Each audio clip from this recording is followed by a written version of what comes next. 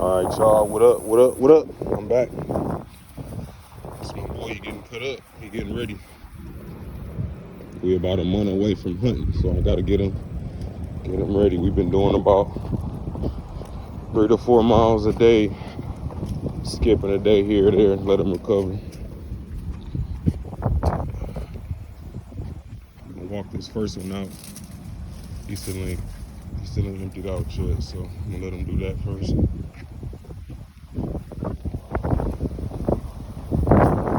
Walk the first one, run the second one, walk the third one. Oh, there we go.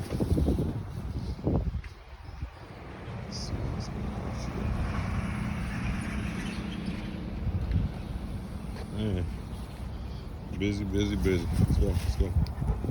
All right, usually after you empty out, he a little better, he ready to go. We usually walk this way, but I think I'm gonna switch it up this way. Go to the right. Slow.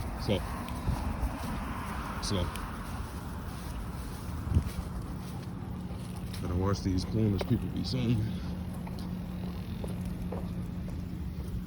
Let's go.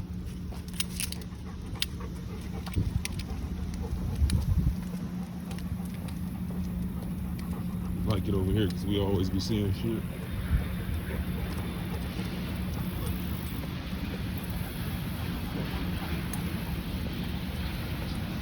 This ain't nothing, y'all, just a walk and talk. I ain't really got nothing to talk about. Sorry for the wait on the podcast. I'm still trying to figure out a way to upload my information from my phone onto the computer. I got the part 1 done, but part 2 is over an hour long, so I'm trying to figure that out. I figure I'll just get some content going. Some videos of walking my boy, I guess. Come on, let's go.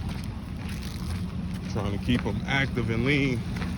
I done dropped about 2 pounds off of him since we started. He's still strong though, he's still eating the same amount. I think he's gonna be good. It's finally cooling off a little bit, so we can go to Texas. It's the kind of stuff we get him by. Get those nerves good. He doing his thing, I don't even care. Hold on. Wait. All right, let's go. Come over this way.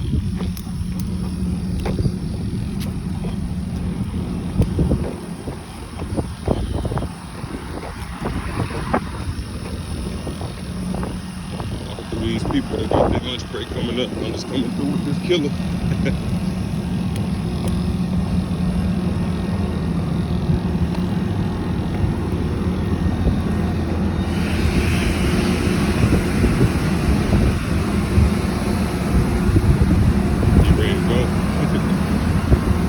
Get a warm up, gotta walk. Let's just walk it out for a minute before we start running.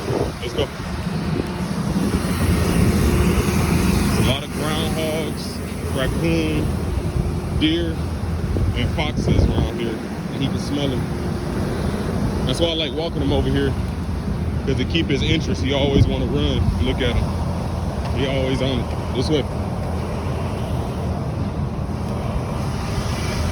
It's way more interested when you walk in places like this, where you can smell stuff. This way. Stay over here.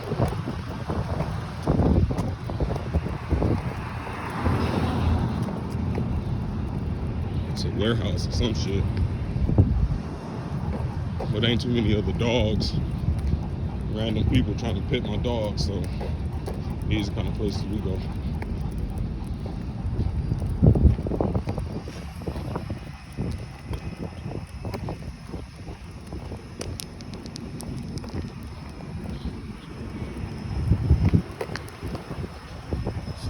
Car.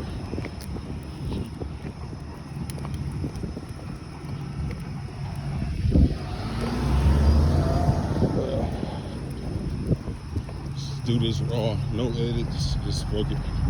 Whatever y'all see, y'all see. Just getting my miles in.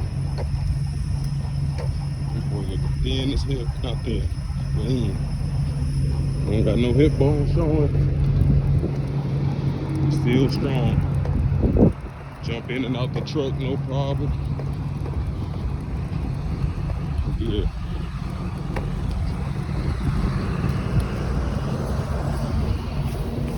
I've been slowly cutting the carbohydrates out of his diet, so he gets very minimal carbohydrates right now. Just trying to clean him out and get him ready.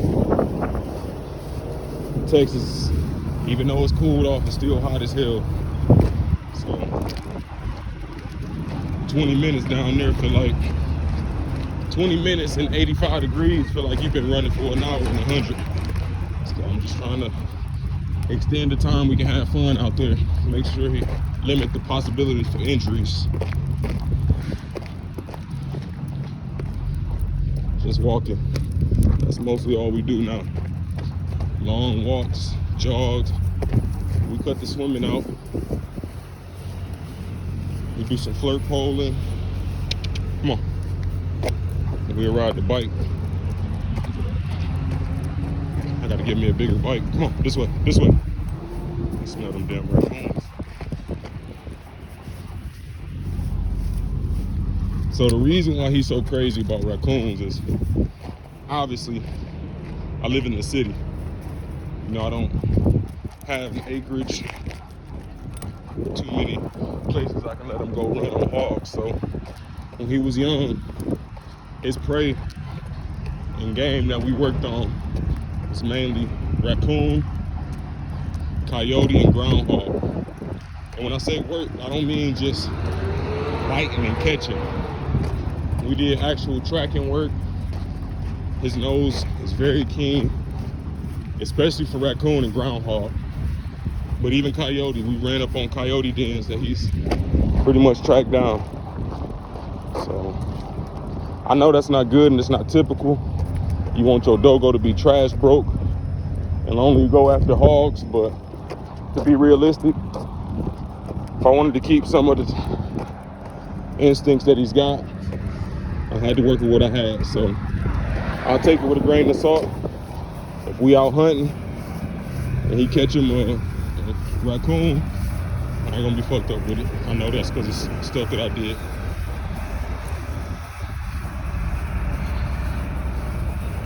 It's a city catch dog, man. He gonna catch what I say he need to catch. Let's put it like that.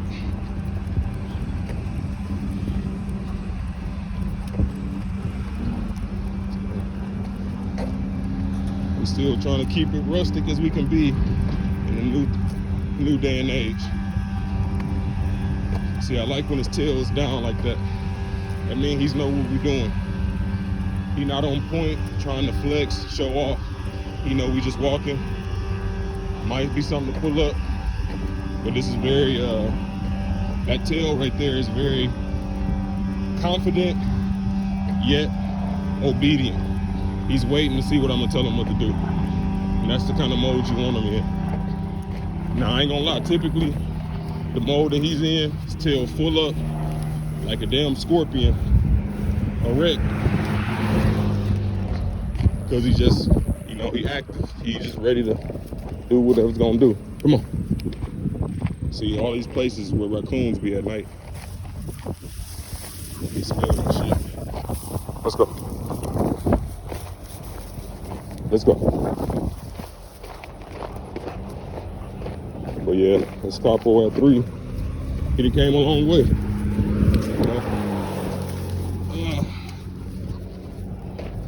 He used to be super reactive, just super pent up. I couldn't take him to places like this. I didn't trust that he wouldn't just take off if he used to get off leash. Now I can have him within range of other cars, other animals, other dogs, and for the most part, he's staying focused on the task at hand. Come on, let's go this way. So, as far as how we walk, he always pulling. I never really stopped him from pulling. You know, when we first come out of the fence, I make him show me respect coming out of the fence. I go out first. But honestly, I always just thought of pulling as part of his exercise. And I know that's bad because, I mean, my kids can't hold on to him, I won't lie. He gets it, he's ready to go. Unless I give him that, you know, that mode, like I'm on it. But him pulling me is a big part of the reason he's got a real good front end. Well, I don't know if I call it the front end, but he just really digs, you know. So when I allow it, that pulling, I feel like my weight is just more resistance for the workout. But the older he's getting, just naturally he's understanding, putting 2 and 2 together. That pulling's not getting him nowhere when we walking a long way like this. And he kind of started to mellow out, which that's what you want. Especially in the city, man. It's a hard divide trying to have your dog, a high prey drive dog, keep his instincts, also survive in the city. And what I mean by survive is not get itself killed by a neighbor or the damn dog pound when he get a hold to somebody's pet or livestock, something, or even worse, you know. So I try to do my part to make sure he just kind of stay away. Oh, look at that shit. Some damn bones. Deer bones. I know, bro. What the fuck is that? Come on. Damn Blair Witch. Come on. It's probably somebody from hunting. Dumping the trash over here. Let's go. Yeah, man, I ain't talking about shit. I'm just blabbering. So these walking talks, these are gonna be a separate part of the podcast. Just think I'm gonna call them like Capo talk, walking talk with Capo, something like that. But that's gonna be separately from the actual podcast that we're doing, the Dogo Verdaderos, which is meant to educate and inform people, you know, about this breed. And let me talk about that a little bit too, because I know it's two things. He's like, where the hell that name come from? And what does that even mean? So Dogo Verdaderos. Dogo is from Dogo Argentino. Obviously, this is a dog and a breed that I work with. And it's where my passion is right now. Verdadero. This comes from a term that I heard when talking about dogos with a older gentleman. He told me about a dog that he really respected, and he referred to it as a Dogo Verdadero. And that's, in the way he said it, it means like a true dogo, a real one, the way they're supposed to be. I don't know why, it just sounded good to me, so I wanted to stick it there. I know it's a hard thing to say, but it just sounds good. Dogo Verdadero. That's a stamp. It's like when you got game dogs. This is a Dogo Verdadero. Look at these turtles.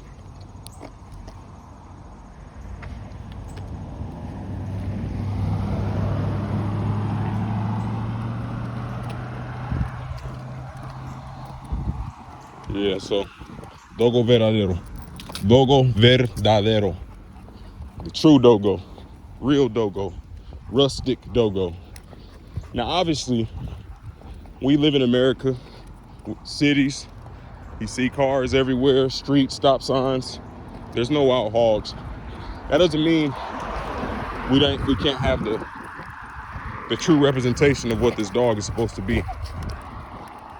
The only way we can have that true representation, though, is if we continue to work in that function. Now, the true representation is I don't only mean a hog hunting dog or hell, a fighting dog. That's not what I mean. I mean the representation of what the dog was supposed to be. So that's in many different facets. The dog was a ranch farm dog. It was a dog that was used for hunting and catching, holding large game. It's also used to protect the estate. Now, protect is a term that's used lightly. We don't mean like a Dutch Shepherd or anything. But obviously, the imposing size and the stature of the dog would at the very least keep those with bad intentions away. And also, let's not forget the confirmation aspects of the dog. Those are important as well. So people that are continuing to push the confirmation, the correct confirmation of these dogs, they're just as important as people that I'm more interested in, which are the hunters. But I think together, that's how we get a real dogo. We put them together. It's got to look like a dogo. From 40 yards away, I want to know that's a dogo. You know, there's a lot of things about my dog that are not perfect by the book. You know, he's a little taller and skinnier than most. You know, he's got a little bit of cowhawk back there in the back. But there are things about my dog that are perfect, that I love. A lot of them. Mostly it's what's inside of him. He gonna go, bro. This dog has showed me man and beast dog alike that he's gonna go when it's necessary. But at the same time, I can't lie and say he's a well-trained hog dog. You put him on the 300-pound hog, shit, I can't guarantee what he gonna do. But we working on it though. We gonna get him there. I know his first 2 times seeing hogs, he did what he was supposed to do. And we working him up gradually. So me as a fancier, an enthusiast, you know, I'm just trying to do my part. So what can I do? I'm not a breeder, but what can I do to make sure that this breed stays good? Well, the one that I got, the dogo that I have, for one, I can give him what he needs to really have a rich life, you know? They put these dogs, these different breeds into him to give him instincts to be able to hunt. So it'll be a disservice for me to have this dog not even get a taste of hunting. You know, not everybody has to hunt. Not everybody has to try to kill animals and stuff, because I mean, 90% of the time I don't. But because I have this breed, he gonna get his chance, you feel me? We about to take that 15-hour trip one way just to make sure he can get some action. He's lucky enough to have a few friends that have access to hogs and understand this breed and understand what they need to do. And we're gonna go down there, shit, try to tag along, do a little eradication of it, of those crazy ass feral hogs. I forgot what I was even talking about. I'm just blabbering. But yeah, so yeah, I want to get that straight as well. So this is not a place where we're gonna bash any facet of the breed. We'll just keep it like that. If you're at home with your dogo and all it does is sit on the couch and help you catch flies, that's cool too, because this is a place where you can learn what you could be doing with your breed. This is a place where you can learn where to find other people that have your breed and maybe talk to other breeders. So in that case, even if your dogo is not fulfilling the function, at least you're learning and you're able to pass that information on to the next person the right way. You know, that's all we want to do. We don't got to keep passing on the story of Morocho, how he killed 14 mountain lions and did a downstay until his parents came and saved him. No, man, not to downplay that story, but I'm just saying, let's be a little more enthusiastic. You know, let's be a little more fact-based. This breed has a lot of, and because of so many people just following that story and not trying to put no work behind it, we have a lot of poor examples of the breed giving it a bad name. So that's another part of my journey that I'm trying to take. I'm trying to help the name that we have for the Dogo Argentino be represented a little bit better. You know, this breed can do things that other breeds cannot do, but it also can do a lot of the things that other breeds can do. Just takes a little different type of training and understanding of dogs. You see, his motivations are not the same of a motivation of a shepherd. He's not looking at me in the eyes all day asking what to do. He's pretty much checking back on me, making sure I'm still safe and I'm still with him, and he out there head first trying to catch something. And I like that. So you have to know how to work with the motivations that you have with a specific dog, you know. Get down here, let him get a little bit of water. So, you know, I feel like it's gonna be a good journey with this breed. There's a lot of great things about them, a lot of great things. But there's also a lot of things that need work, I ain't gonna lie. But I'm down for the work, you know. Everybody wants to work with bullies and make them more functional, make them have a bigger head, smaller head. Everybody wants to work with the game dogs and keep them preserve what they were back in the box days as best they can legally, and I respect that. But everybody got their own lane, you know. This is the lane that I want to work in, and I really respect this breed, and I respect the creators of the breed. And because of that, it gave me a little bit of passion to keep going with them. So this is only my first one. I don't breed, you know. I won't lie and say I have a million of them and I go hunting all the time. But I've learned a lot in the few years I've had him, and it's only better to come. He won't be my last, let's put it like that. All right, this been a damn 20-minute video. Y'all following this, y'all some real ones. Come on, this way. Hey, let's go. Let me see if I can get a few of them down here. There ain't nobody at.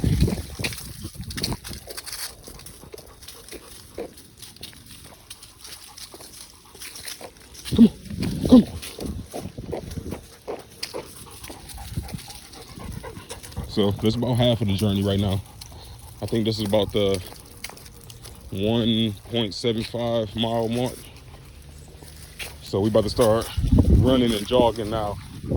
And I don't have a stabilizer on my phone, or I don't have it with me, so I don't want to give y'all all the bounce house effect. So I'm gonna go and cut it off.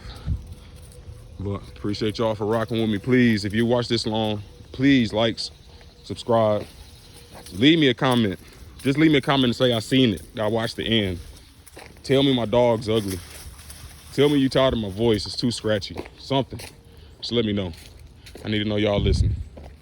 But, all right, y'all. Come here.